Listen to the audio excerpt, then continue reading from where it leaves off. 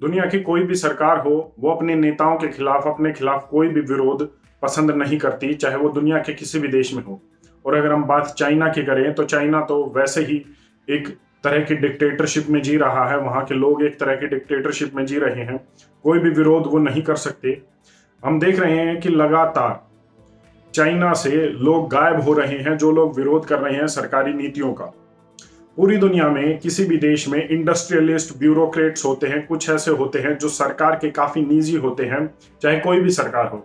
अब जैसे भारत में ही देख लीजिए, इल्जाम लग रहा है कि अडानी, अंबानी तो बीजेपी की देन है, लेकिन कांग्रेस में भी ऐसा ही हो रहा था। अंबानी ने कांग्रेस में ऐसे ही पैसा कमाया था, इस तरीके का ही जीवन जी रहे थे। और कोई भी देश हो, दुनिया का कोई भी देश हो, भारत ही नहीं कोई भी देश हो, वहां पर जो इंडस्ट्रियलिस्ट है वो सरकार के लिए बहुत इंपॉर्टेंट होता है। अब जैसे अंबानी को ही देख लीजिए, देश नहीं देश के बाहर भी अंबानी को Z+ सिक्योरिटी दी जा रही है और सुप्रीम कोर्ट ने इस ऑर्डर को पास कर दिया है। लेकिन चाइना में इसके उल्टा हो रहा है। जहां पूरी दुनिया अपने देश के जो इंडस्ट्रियलिस्ट है उनको बचा रही है हर तरीके से, वहीं दूसरी ओर चाइना में जो इंडस्ट्रियलिस्ट है, जो अमीर लोग हैं, जो बिलियनर्स हैं, चाइना उन्हें गायब कर रहा है। अलीबाबा के फाउंडर जैक मा कुछ दिन पहले कंगाल होकर गायब हो गए थे। चाइनीज एक्ट्रेस बिंग बिंग को भी गायब कर दिया गया था, उन पर टैक्स चोरी का इल्जाम था। गुओ गुआंगचेन, ये एक बिजनेसमैन और एक इन्वेस्टर थे बड़े चाइना के, इन्हें भी इसी तरीके से गायब कर दिया गया, कंगाल हो गए। और ये लिस्ट काफी लंबी है। जब चाइना के अमीर व्यक्ति रातों रात जो है गिरफ्तार हो जाते हैं, कंगाल हो जाते हैं और फिर गायब हो जाते हैं, पता नहीं चलता, फिर कुछ महीनों बाद वो एकदम से कैमरे के सामने आते हैं और खुद ही ये मानते हैं कि हमने इस तरीके की कोई चोरी की थी, हमने इस तरीके की कोई टैक्स चोरी की थी, ये गलत किया था, इसकी वजह से जो है हम इन चीजों को सॉर्ट आउट कर रहे थे। लेकिन सच कुछ और होता है। जैसे जो चाइनीज एक्ट्रेस है बिंग बिंग, वो एक फिल्म प्रोड्यूस कर रही थी और उस फिल्म का जो एक्टर था वो ताइवान से था। और हम सभी जानते हैं कि ताइवान और चाइना के क्या रिलेशन है।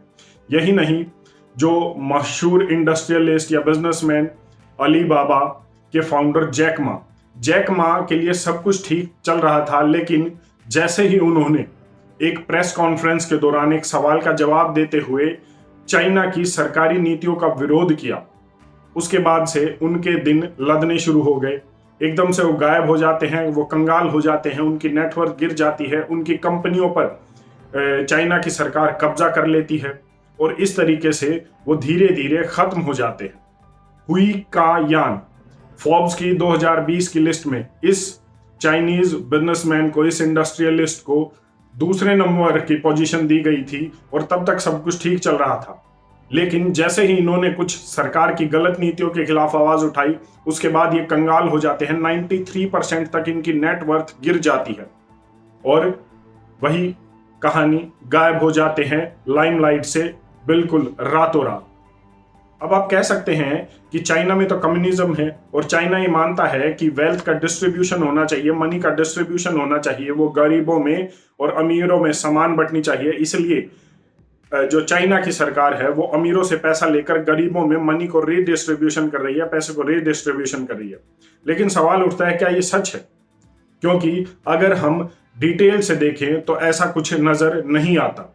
इसमें पहली बात तो ये निकल कर आती है कि चाइना की पॉलिसी, अगर वो कम्युनिज्म ही अपना रहा है, एक तरीके की डिक्टेटरशिप ही अपना रहा है और वो ये कह रहा है कि हम मनी डिस्ट्रीब्यूशन कर रहे हैं मिडिल क्लास में, तो चाइना की पॉलिसीज ही ऐसी क्यों नहीं है कि वहां पर बिलियनर्स पैदा ही ना हो? रातों रात वहां पर बिलियनर पैदा भी हो रहे हैं और रातों रात गायब भी हो रहे हैं। तो ये कैसे संभव है? और दूसरी बात, क्या सिर्फ ये अमीर लोगों के साथ हो रहा है? क्योंकि अमेरिका में एक कहावत काफी प्रचलित है, kill the chicken to scare the monkeys, मतलब बंदरों को डराने के लिए आप चिकन को मार दो। तो चाइना की सरकार क्या कर रही है? चाइना की सरकार अमीर व्यक्तियों को समय समय पर गायब करती है ताकि जो आम इंसान है वो कभी भी विरोध ना करे जो चाइना में गलत पॉलिसीज है या गलत चीजें हो रही हैं। और यही हो रहा है चाइना में। कोई भी अमीर व्यक्ति है, वो बेशक कितना ही कमाइए, वो जैक मा बन जाइए रातों रात, लेकिन अगर उसने सरकार की पॉलिसीज का विरोध कर लिया तो उसकी बर्बादी तय है। रातों रात उसे गायब कर दिया जाएगा, वो कंगाल हो जाएगा। और यही चाइना के अलग अलग बिलियनर्स के साथ हुआ। समय समय पर। लेकिन ये सिर्फ अमीरों तक ही सीमित नहीं है, क्योंकि मैंने इससे पहले बात की थी कि कैसे चाइना में कोरोना का विरोध करने वाले लोग, आम लोग, गरीब लोगों को चाइना का कम्युनिज्म का, या मैं कहूं चाइना की डिक्टेटरशिप का सामना करना पड़ा था। एक पैम्पलेट, एक बैनर जो चाइना के आम लोग लेकर सड़कों पर खड़े थे, जिस पर कुछ नहीं लिखा हुआ था, जिसे व्हाइट पेपर रेवोल्यूशन कहा गया था पूरी दुनिया में, और एक जो है विरोध करने का अलग तरीका इसे दर्शाया गया था, इस पर भी चाइना की सरकार को आपत्ति थी। और चाइना की सरकार ने वही किया, पकड़ पकड़ कर उन लोगों को अरेस्ट किया। वो आम लोग थे। तो ये कौन सा मनी डिस्ट्रीब्यूशन है जो चाइना में चल रहा है?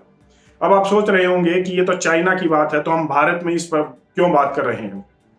क्योंकि रिपोर्ट्स ये कहती हैं कि देश ही नहीं, पूरी दुनिया से डेमोक्रेसी धीरे धीरे खत्म हो रही है। चाइना का सोशल क्रेडिट सिस्टम ये कहता है कि अगर आपके मार्क्स उस क्रेडिट सिस्टम के अनुसार नेगेटिव में है या कम मार्क्स हैं, तो वो तय करेंगे कि आपके परिवार का कोई भी सदस्य अगर बीमार है तो उसे बेड हॉस्पिटल में कितने घंटों बाद मिलेगा या किस व्यक्ति के बाद मिलेगा। बीमारी के ऊपर नहीं मिलेगा, वो क्रेडिट सिस्टम के ऊपर मिलेगा। अगर आपको किसी से मिलने जाना है, अगर आपको किसी के साथ बिजनेस करने जाना है कहीं पर भी, और आप रेलवे का या ट्रेन, ये जो एयर टिकट है वो बुक करा रहे हैं, तो आपका सोशल क्रेडिट सिस्टम डिफाइन करेगा कि आपको टिकट कौन सा मिलेगा, या मिलेगा भी या नहीं मिलेगा। तो ये डेमोक्रेसी है, कम्युनिज्म है, या ये डिक्टेटरशिप है जो चाइना में चल रही है? और क्या इसी तरीके का कोई सिस्टम पूरी दुनिया में लागू नहीं हो रहा? मैंने पहले भी बात की है कि ऑस्ट्रेलिया में, न्यूजीलैंड में, अमेरिका में, कनाडा में यही सिस्टम लागू हो रहा है। क्या हमारे देश में ऐसा कुछ नहीं हो रहा? क्यों आपके पैन कार्ड, आधार कार्ड और ये सभी जो आपकी केवाईसीज हैं ये अपडेट की जा रही हैं, इन्हें इंटरलिंक किया जा रहा है? क्यों बैंक कहता है कि जब आपके अकाउंट का जो जीरो बैलेंस है वो नेगेटिव में चला जाता है, मिनिमम बैलेंस नेगेटिव में चला जाता है, तो आपका एक क्रेडिट स्कोर है वो नेगेटिव हो जाता है? यकीन मानिए वो नेगेटिव स्कोर वो ही क्रेडिट स्कोर है जो चाइना में चल रहा है। और विरोध करने वाले आपको ज्यादा दिन तक किसी भी देश में नहीं दिखेंगे। मैं सिर्फ भारत की बात ही नहीं कर रहा, मैं दुनिया के किसी भी देश की बात कर रहा हूं। आपको ज्यादा दिनों तक सरकार या सरकारी नीतियों का विरोध करने वाले लोग अब नहीं दिखने वाले। 2, 4, 5 साल की बात है, उसके बाद डिक्टेटरशिप कह लीजिए, कम्युनिज्म कह लीजिए, या इसे आपको किसी भी और नाम की संज्ञा दे दीजिए, यही होने वाला है जो आप चाइना में देख रहे हैं।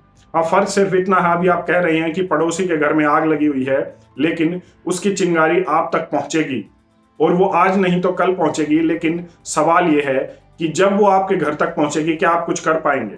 आपकी इस पर अपनी क्या राय है? कमेंट करके जरूर बताएं। धन्यवाद। जय हिंद।